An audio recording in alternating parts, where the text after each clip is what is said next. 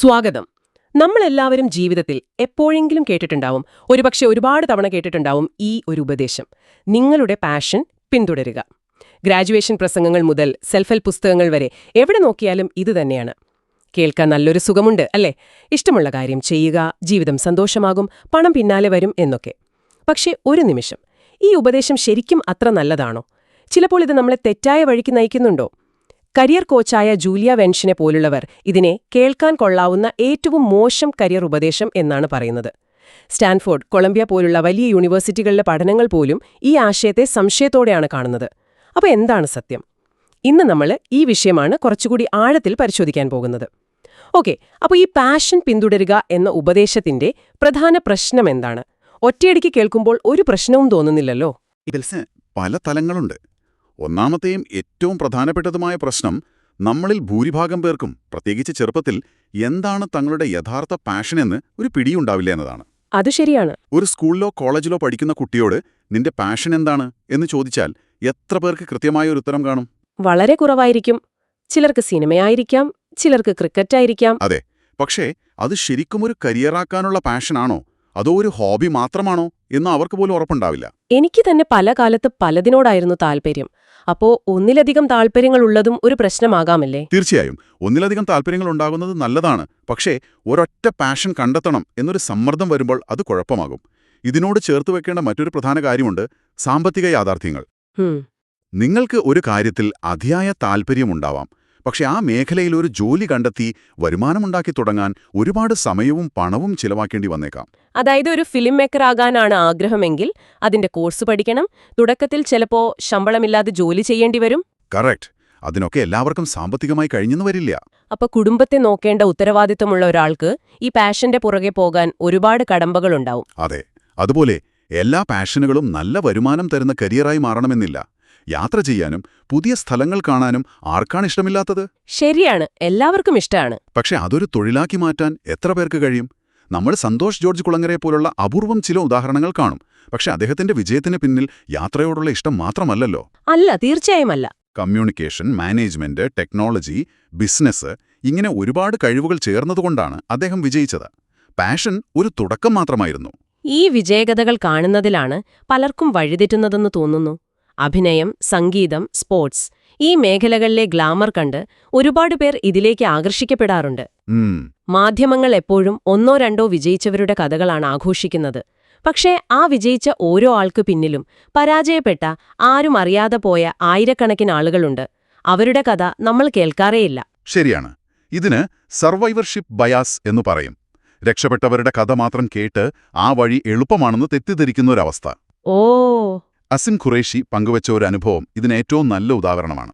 അദ്ദേഹത്തിന്റെ ഒരു സുഹൃത്തിന്റെ ബന്ധുവിന് ഫുട്ബോളായിരുന്നു എല്ലാം, ജീവനും ജീവിതവുമെല്ലാം. എന്നിട്ട് 14-ാം വയസ്സിൽ ലിവർപൂൾ ടീമിന്റെ ട്രയൽസിൽ വരെ പങ്കെടുത്ത ആളാണ്. കൊള്ളാമല്ലോ. എന്നിട്ടെന്തുണ്ടായി? ശാരീരിക ക്ഷമത പോരാ എന്നു പറഞ്ഞ് അവരയാളെ തിരിച്ചയച്ചു. അതുകൊണ്ടൊന്നും അയാൾ പിന്മാറിയില്ല. മറ്റു പല ക്ലബ്ബുകളിലും വർഷങ്ങളോളം ശ്രമിച്ചു. പക്ഷെ ഒരിടത്തും വിജയിക്കാനായില്ല.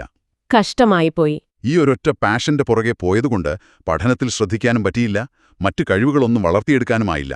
അപ്പോ ഇന്ന് 40കളിലെത്തിയ അദ്ദേഹം ഒരു സൂപ്പർമാർക്കറ്റിൽ സാധനങ്ങൾ ഷെൽഫിൽ അടുക്കി വയ്ക്കുന്ന ജോലി ചെയ്യുകയാണ്. അദ്ദേഹത്തിന്റെ ഫുട്ബോളിനോടുള്ള പാഷൻ യഥാർത്ഥമായിരുന്നു. പക്ഷേ ആ പാഷൻ അദ്ദേഹത്തിന് നല്ലൊരു ജീവിതം നൽകിയില്ല. ഇത് കേൾക്കുമ്പോ ശരിക്കും ഒരു സങ്കടം തോന്നുന്നുണ്ട്. അപ്പോ പാഷൻ ഒരു കെണിയാകാമെന്ന് പറയുന്നത് ഇതുകൊണ്ടാണ്? അതെ, ഇതിനൊരു ശാസ്ത്രീയമായ വിശദീകരണം കൂടിയുണ്ട്. സ്റ്റാൻഫോർഡ് യൂണിവേഴ്സിറ്റിയിലെ ഗവേഷകർ വിദ്യാർത്ഥികളെ വെച്ചൊരു പഠനം നടത്തി. അവരെ 2 ഗ്രൂപ്പുകളായി തിരിച്ചു. പാഷൻ കണ്ടെത്തേണ്ട ഒന്നാണ് എന്ന് വിശ്വസിക്കുന്നവരായിരുന്നു ആദ്യത്തെ ഗ്രൂപ്പ്. ഓക്കേ. താൽപര്യങ്ങൾ വളർത്തിയെടുക്കാവുന്നതാണ് എന്ന് വിശ്വസിക്കുന്നവരായിരുന്നു രണ്ടാമത്തെ ഗ്രൂപ്പ്. രസകരമായിരിക്കുന്നല്ലോ. എന്തായിരുന്നു കണ്ടെത്തൽ? പാഷൻ കണ്ടെത്തണമെന്ന് വിശ്വസിക്കുന്നവർ അവർക്കിഷ്ടമുള്ള ഒരു വിഷയത്തിൽ എന്തെങ്കിലും ബുദ്ധിമുട്ടുകൾ വരുമ്പോൾ പെട്ടെന്ന് താൽപര്യം നഷ്ടപ്പെട്ട് പിന്മാറുന്നതായി കണ്ടു. ഓ, ഇതെനിക്ക് പറ്റിയ പണിയല്ല എന്ന് പെട്ടെന്ന് തീരുമാനിക്കുമോ? അതുതന്നെ. മാത്രമല്ല, പുതിയ വിഷയങ്ങൾ പഠിക്കാനോ അതിൽ താൽപര്യം കണ്ടെത്താനോ അവർ വലിയ താൽപര്യം കാണിക്കുകയുമില്ല. ഇതിൽ നിന്നാണ് ഗവേഷകർ ആ നിർണായകമായ നിഗമനത്തിലെത്തിയത്. എന്തായിരുന്നു അത്? പാഷൻ നമ്മൾ കണ്ടെത്തേണ്ട ഒന്നല്ല, അത് ക്ഷമയോടെ വളർത്തിയെടുക്കേണ്ട ഒന്നാണ്. ഓ, അപ്പോ പാഷൻ കണ്ടെത്തുകയല്ല, വളർത്തുകയാണ് വേണ്ടതെന്നാണോ? അത് പുതിയൊരു അറിവാണല്ലോ. ഈ ആശയം കേൾക്കാൻ കൊള്ളാം. പക്ഷേ എങ്ങനെയാണ് ഒരാൾ ഒരു വിഷയത്തിൽ പാഷൻ വളർത്തിയെടുക്കുന്നത്? നമുക്ക് റിസർവ് ബാങ്ക് മുൻ ഗവർണറായിരുന്ന ഡോക്ടർ രഘുറാം രാജന്റെ ഉദാഹരണം നോക്കാം. അദ്ദേഹം ഡൽഹി IIT-യിൽ നിന്ന് ഇലക്ട്രിക്കൽ എഞ്ചിനീയറിംഗിലാണ് ബിരുദം നേടിയത്. ഉം. അന്ന് അദ്ദേഹത്തോട് പാഷൻ എന്താണെന്ന് ചോദിച്ചിരുന്നെങ്കിൽ സാമ്പത്തിക ശാസ്ത്രം എന്ന ഉത്തരം കിട്ടുമായിരുന്നോ? ഒരു സാധ്യതയുമില്ല. പിന്നീട് IIM അഹമ്മദാബാദിൽ പഠിക്കുമ്പോഴും തുടർന്ന് ഷിക്കാഗോ യൂണിവേഴ്സിറ്റിയിൽ പ്രൊഫസറാകുമ്പോഴൊക്കെയാണ് അദ്ദേഹം സാമ്പത്തിക ശാസ്ത്രത്തിൽ തന്റെ പാഷൻ സൃഷ്ടിച്ചത് എന്ന് പറയാം. അതെങ്ങനെയാ സംഭവിച്ചത്? അത് സംഭവിച്ചത് ഇങ്ങനെയാണ്. അദ്ദേഹം ആ വിഷയത്തിൽ കൂടുതൽ ആഴത്തിൽ പഠിച്ചു, അതിലെ സങ്കീർണമായ പ്രശ്നങ്ങൾക്ക് പരിഹാരം കണ്ടെത്താൻ തുടങ്ങി. അങ്ങനെ ആ വിഷയത്തിലൊരു വൈദഗ്ധ്യം അഥവാ മാസ്റ്ററി നേടിയപ്പോൾ അദ്ദേഹത്തിന് ഒരുതരം ബൗദ്ധികമായ സംതൃപ്തി ലഭിച്ചു തുടങ്ങി. അതായത് ഒരു കാര്യം നന്നായി ചെയ്യാൻ പഠിക്കുമ്പോൾ നമുക്കതിനോടൊരു ഇഷ്ടം തോന്നി തുടങ്ങുമെന്നാണോ? കൃത്യമായി പറഞ്ഞാൽ അതാണ്. ആ കഴിവ് അദ്ദേഹത്തിന് അംഗീകാരങ്ങൾ നേടിക്കൊടുത്തു.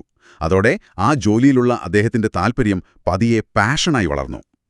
ഇവിടെയാണ് എഴുത്തുകാരനായ കാൽ ന്യൂപോർട്ടിന്റെ ആശയം വളരെ പ്രസക്തമാകുന്നത്.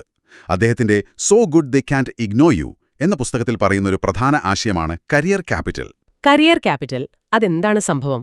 കരിയർ ക്യാപിറ്റൽ എന്നാൽ ഒരു മേഖലയിൽ നിങ്ങൾ കഠിനാധ്വാനം ചെയ്ത് നേടിയെടുക്കുന്ന അമൂല്യമായ കഴിവുകളാണ്. മറ്റുള്ളവർക്ക് എളുപ്പത്തിൽ നേടാനാവാത്ത കഴിവുകൾ. ഓക്കെ. ഈ കഴിവുകളാണ് നിങ്ങളുടെ മൂലധനം. ഈ മൂലധനം ഉപയോഗിച്ച് നിങ്ങൾക്ക് നിങ്ങളുടെ ജോലിയിൽ കൂടുതൽ സ്വാതന്ത്ര്യവും നല്ല വരുമാനവും സംതൃപ്തിയുമൊക്കെ നേടിയെടുക്കാം.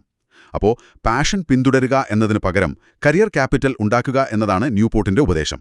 നിങ്ങളൊരു ജോലിയിൽ മറ്റാർക്കും അവഗണിക്കാനാവാത്ത വിധം കഴിവുള്ള ഒരാളായി മാറുമ്പോൾ പാഷൻ നിങ്ങളെ തേടി വരും എന്നാണോ? അതുതന്നെ. കൊള്ളാം. അപ്പോൾ നമ്മുടെ കഴിവെവിടെയാണോ അവിടെ ശ്രദ്ധ കേന്ദ്രീകരിക്കുക. ഇതിനോട് ചേർന്നു പോകുന്നൊരു ആശയമാണല്ലോ പ്രൊഫസർ സ്കോട്ട് കാലോവേ പറയുന്ന ഫോളോ യുവർ ടാലന്റ് എന്നതും. അതെ, നിങ്ങൾക്ക് ജന്മനാ കഴിവുള്ള അല്ലെങ്കിൽ കുറച്ചൊന്നു പരിശ്രമിച്ചാൽ മറ്റുള്ളവരെക്കാൾ നന്നായി ചെയ്യാൻ പറ്റുന്ന ഒരു മേഖല കണ്ടെത്തുക. എന്നിട്ട് അതിൽ ലോകോത്തര നിലവാരത്തിലേക്കെത്താൻ കഠിനമായി പരിശ്രമിക്കുക. നിങ്ങൾ അതിൽ മികവ് പുലർത്തുമ്പോൾ ലഭിക്കുന്ന അംഗീകാരവും സാമ്പത്തിക ഭദ്രതയും സ്വാഭാവികമായി നിങ്ങളെ ആ ജോലിയിൽ പാഷനേറ്റാക്കും. ശരിയാണ്. ആലോചിച്ചു നോക്കൂ, എനിക്ക് ടാക്സ് നിയമത്തിലാണ് പാഷൻ എന്ന് പറഞ്ഞുകൊണ്ട് ഒരു കുട്ടിയും വളരുന്നില്ല. ഒരിക്കലുമില്ല. പക്ഷേ രാജ്യത്തെ ഏറ്റവും മികച്ച ടാക്സ് നിയമ വിദഗ്ധർ അവരുടെ ജോലിയിൽ അങ്ങേയറ്റം പാഷനേറ്റാണ്. കാരണം ആ ജോലി അവർക്ക് വിജയവും ബഹുമാനവും സംതൃപ്തിയും നൽകുന്നു. പക്ഷേ ഒരു സംശയം. സ്റ്റീവ് ജോബ്സിനെ പോലുള്ളവർ അവരുടെ പാഷൻ പിന്തുടർന്നതുകൊണ്ടല്ലേ വിജയിച്ചത്?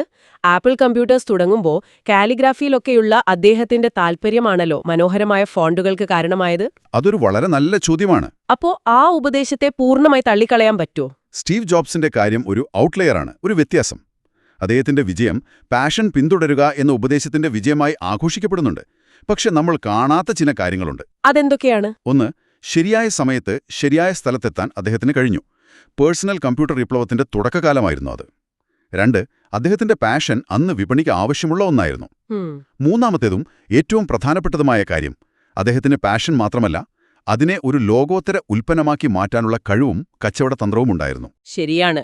പാഷൻ മാത്രമുണ്ടായിരുന്നെങ്കിൽ അദ്ദേഹം ഒരു ഹോബിയിസ്റ്റ് മാത്രമായി ഒതുങ്ങിപ്പോയേനെ. അതുതന്നെ. അപ്പോ ഇതിൽ നിന്നൊക്കെ നമ്മൾ മനസ്സിലാക്കേണ്ടത് സ്വപ്നങ്ങൾ ഉപേക്ഷിക്കണമെന്നല്ല, പകരം കൂടുതൽ പ്രായോഗികമായി ചിന്തിക്കണമെന്നാണ്. ശരി, ഈ ആശയങ്ങളെല്ലാം കൊള്ളാം. പക്ഷേ കരിയർ തുടങ്ങുന്ന ഒരാൾക്ക് പ്രായോഗികമായി എന്ത് ചെയ്യാൻ പറ്റും? പ്രധാനമായും 2 വഴികളുണ്ട്. ഒന്നാമത്തെ വഴി, നിങ്ങളുടെ പാഷൻ ഒരു കരിയറാക്കാൻ തന്നെയാണ് തീരുമാനമെങ്കിൽ അതിനൊരു ബിസിനസ് സംരംഭം പോലെ സമീപിക്കുക. അതായത് സ്വയം ഈ 2 ചോദ്യങ്ങൾ ചോദിക്കുക. 1, ഇതിൽ നിന്ന് എനിക്ക് മാന്യമായി ജീവിക്കാനുള്ള വരുമാനം കണ്ടെത്താൻ കഴിയുമോ? വിപണിയിൽ ഇതിന് ആവശ്യക്കാരുണ്ടോ? ഓക്കെ. രണ്ടാമത്തെ ചോദ്യം. 2, ഈ മേഖലയിൽ വിജയിക്കാൻ വേണ്ട കഴിവും കഠിനാധ്വാനം ചെയ്യാനുള്ള മനസ്സും തിരിച്ചടികളുണ്ടായാൽ തളരാതെ മുന്നോട്ടു പോകാനുള്ളൊരു മാനസികാവസ്ഥയും എനിക്കുണ്ടോ? ഈ 2 ചോദ്യങ്ങൾക്കും ഉണ്ട് എന്നാണ് ഉത്തരമെങ്കിലോ? എങ്കിൽ തീർച്ചയായും ശ്രമിക്കണം. പക്ഷേ ഒരു നിബന്ധനയുണ്ട്. ഒരു നിശ്ചിത സമയപരിധി വയ്ക്കുക. ഒരു ഡെഡ്ലൈൻ പോലെ. അതെ. ഉദാഹരണത്തിന്, അടുത്ത 2 വർഷം ഞാൻ ഇതിനായി പൂർണ്ണമായി മാറ്റിവെക്കും. ഈ സമയത്തിനുള്ളിൽ എനിക്ക് കാര്യമായ പുരോഗതി ഉണ്ടാക്കാൻ കഴിഞ്ഞില്ലെങ്കിൽ ഞാൻ പ്ലാൻ ബിയിലേക്ക് മാറും. അത് നല്ലൊരു ഐഡിയ ആണ്. വർഷങ്ങളോളം ഒരേ വഴിയിൽ കുടുങ്ങിപ്പോകുന്നത് ഒഴിവാക്കാൻ അത് സഹായിക്കും. കറക്റ്റ്. ഇനി എന്താണ് രണ്ടാമത്തെ വഴി? രണ്ടാമത്തെ വഴി ഒരുപക്ഷെ ഭൂരിഭാഗം പേർക്കും കൂടുതൽ യോജിച്ച ഒന്നായിരിക്കും. ജോലിയും പാഷനും 2ആയി കാണുക. ഓ. നിങ്ങൾക്ക് സാമ്പത്തിക ഭദ്രത നൽകുന്ന ഒരു ജോലി കണ്ടെത്തുക. എന്നിട്ട് ആ ജോലി തരുന്ന പണവും സമയവും ഉപയോഗിച്ച് നിങ്ങളുടെ പാഷൻ ഒരു ഹോബിയായി അല്ലെങ്കിൽ ഒരു സൈഡ് പ്രോജക്റ്റായി മുന്നോട്ട് കൊണ്ടുപോവുക. ഇതിന് നമ്മുടെ നാട്ടിൽ നിന്ന് തന്നെയുള്ള ഒരു മികച്ച ഉദാഹരണമുണ്ടല്ലോ. കൊച്ചിയിലെ ചായക്കടക്കാരായിരുന്ന വിജയന്റെയും മോഹനിയുടെയും കഥ. അതുതന്നെ. ഓ, അവരെ ഓർമ്മയുണ്ട്. ലോകം ചുറ്റുന്ന ചായക്കടക്കാർ. അതെ, അവരുടെ വരുമാനം ആ ചെറിയ ചായക്കടയിൽ നിന്നായിരുന്നു. പക്ഷേ അവരുടെ ഏറ്റവും വലിയ പാഷൻ ലോകം ചുറ്റി സഞ്ചരിക്കുക എന്നതായിരുന്നു. ആ ചെറിയ വരുമാനത്തിൽ നിന്ന് ദിവസവും ഒരു തുക മിച്ചം പിടിച്ച് അവർ 25-ൽ പരം രാജ്യങ്ങൾ സന്ദർശിച്ചു. അവിശ്വസനീയം. ഇവിടെ ശ്രദ്ധിക്കേണ്ട കാര്യം, അവരുടെ ജോലി യാത്രയായിരുന്നില്ല. പക്ഷേ ആ ജോലി അവരുടെ യാത്രകളെ സാധ്യമാക്കി. ജോലി ഉപജീവനത്തിനും പാഷൻ ജീവിതത്തിനും വേണ്ടിയുള്ളതായിരുന്നു. ഇതിലും നല്ലൊരു ഉദാഹരണം വേറെയില്ല. വളരെ ശരിയാണ്. പാഷൻ നമ്മുടെ പ്രധാന ജോലി തന്നെ ആകണം എന്ന് വാശി പിടിക്കേണ്ടതില്ല. അത് ജീവിതത്തിന്റെ ഭാഗമായാൽ മതി. അതാണ് പ്രധാന ആശയം. നിങ്ങളുടെ പാഷനുകൾക്ക് ജീവിക്കാനൊരിടം കണ്ടെത്തുക. അത് നിങ്ങളുടെ 9 to 5 ജോലിയിലൂടെ തന്നെ ആകണമെന്നില്ല. അത് വൈകുന്നേരങ്ങളിലോ വാരാന്ത്യങ്ങളിലോ ആകാം. അതെ, പ്രായോഗികതയും പാഷനും ഒരുമിച്ച് കൊണ്ടുപോകുമ്പോഴാണ് ഒരുപക്ഷെ കൂടുതൽ സംതൃപ്തമായൊരു ജീവിതം രൂപപ്പെടുന്നത്. അപ്പോൾ നമ്മൾ ഇത്രയും നേരം സംസാരിച്ചതിന്റെ ആകെ തുക എന്താണ്? മുൻകൂട്ടി തയ്യാറാക്കിയ, എവിടെയോ ഒളിപ്പിച്ചു വെച്ച ഒരു പാഷൻ കണ്ടെത്താനായി അലയുന്നതിനു പകരം നമ്മുടെ കയ്യിലുള്ള കഴിവുകൾ വികസിപ്പിക്കുന്നതിലും ചെയ്യുന്ന ജോലിയിൽ വൈദഗ്ധ്യം നേടുന്നതിലും ശ്രദ്ധ കേന്ദ്രീകരിക്കുക. ശരിയാണ്. പിന്നെ കാലത്തിനനുസരിച്ച് നമ്മുടെ താൽപ്പര്യങ്ങൾ മാറാം, പുതിയ പാഷനുകൾ ഉണ്ടാകാം. അത് ജീവിതത്തിന്റെ സ്വാഭാവികമായൊരു ഭാഗമാണ്. അതായത് ഇന്നിഷ്ടമുള്ള ഒരു കാര്യം നാളെ ഇഷ്ടമായി തോന്നണമെന്നില്ല. അതെ, ആ മാറ്റത്തെ അംഗീകരിക്കാൻ തയ്യാറാവുക. ഒരു കരിയറിൽ മാത്രം ഒതുങ്ങി നിൽക്കാതെ ജീവിതത്തിൽ പല താൽപ്പര്യങ്ങൾ നിലനിർത്തുന്നതും നല്ലതാണ്. ആരോടെങ്കിലും ഉപദേശം കൊടുക്കുമ്പോൾ എന്താണ് എന്റെ പാഷൻ എന്ന് ചോദിക്കുന്നതിനു പകരം ഒരുപക്ഷെ ഈ ചോദ്യം സ്വയം ചോദിക്കുന്നത് കൂടുതൽ സഹായകമായേക്കാം. ഏത് മേഖലയിലാണ് എനിക്ക് മറ്റുള്ളവർക്ക് അവഗണിക്കാനാവാത്ത വിധം കഴിവ് നേടാൻ സാധിക്കുക? ആ യാത്രയിൽ ഞാൻ ഒരിക്കലും പ്രതീക്ഷിക്കാത്ത ഒരു പാഷൻ രൂപപ്പെട്ടു വരുമോ? ഇതിനെക്കുറിച്ചൊന്ന് ചിന്തിച്ചു നോക്കൂ.